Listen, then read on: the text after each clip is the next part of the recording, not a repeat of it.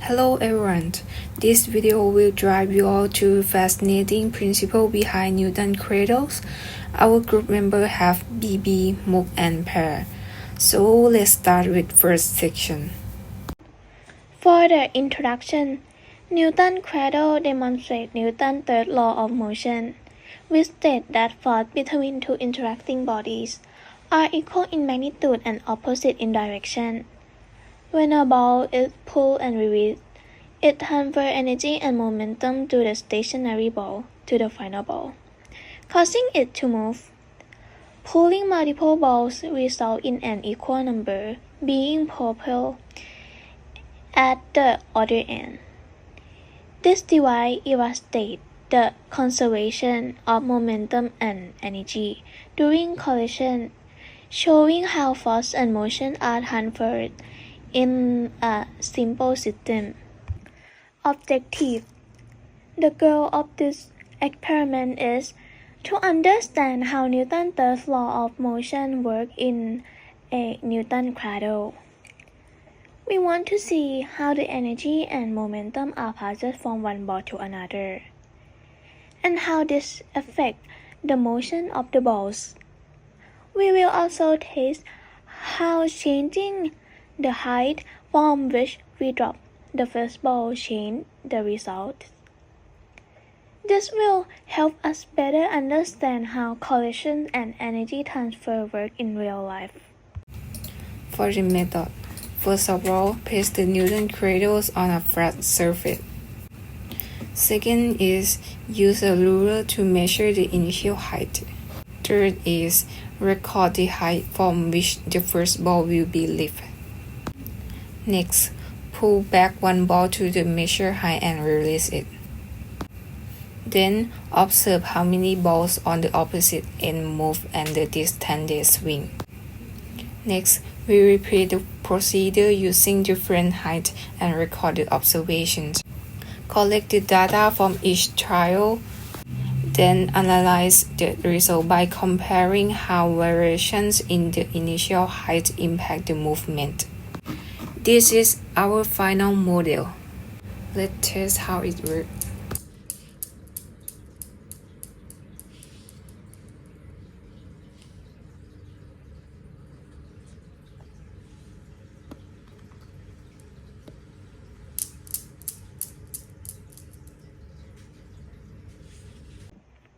Link to theory. This experiment demonstrates Newton's third law, which states that every action has an equal and opposite reaction as well as the conservation of momentum and energy. When one ball hits the others, it transfers energy through the line, causing the last ball to move. Result: you can see from the data table shown.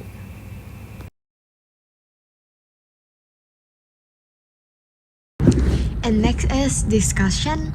For the one ball release at the height of 5 centimeters, the velocities of the released ball was 0.99 meters per second, which resulted in a momentum of 0.149 kilometers per second.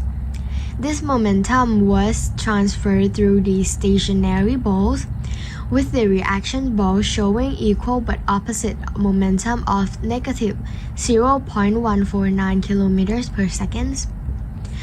The calculated force of actions and reactions was 74.25 N for the 5 centimeters height, demonstrating that actions force exerted on the first ball is equal and opposite to the reactions force.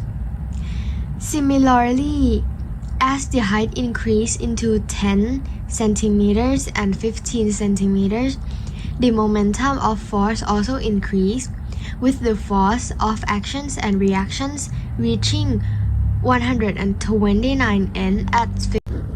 For the two balls released, the pattern remained consistent At 5 centimeters, the velocity of release balls was 0.99 meters per second, resulting in a momentum of 0.297 kilometers per second.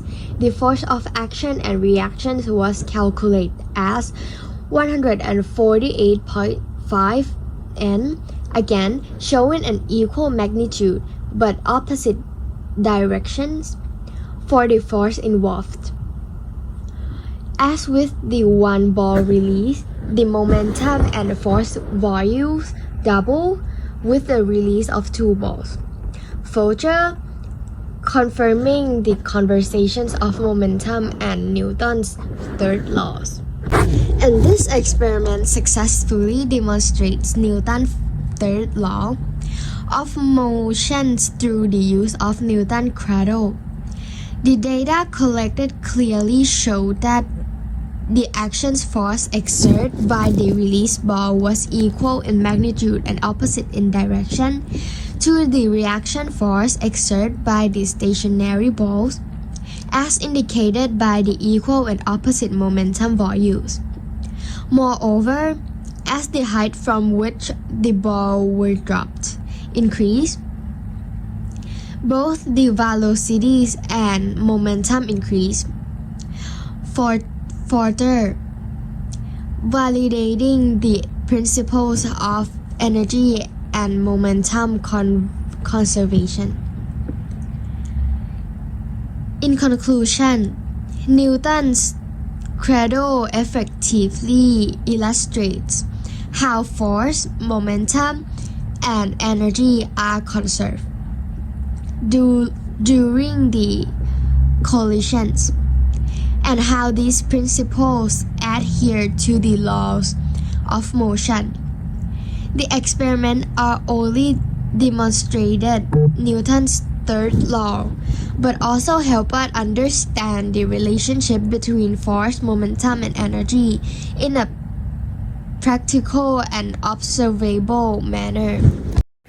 For the timeline, we do everything step by step. Begin with getting the idea of what model we are going to do, then outline the proposal, state objective and hypothesis, decide the experiment and model.